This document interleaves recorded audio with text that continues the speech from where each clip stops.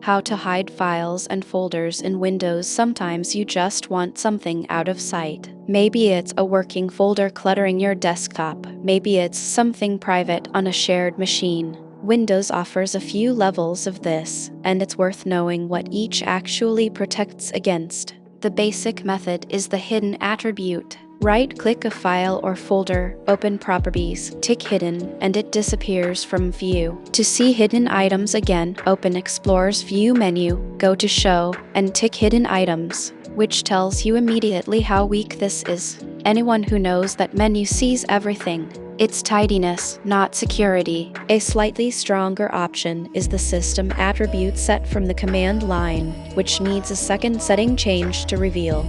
For genuine privacy, use encryption instead, a password-protected archive, an encrypted container, or BitLocker on the whole drive. Hiding stops curiosity, encryption stops someone who is actually looking.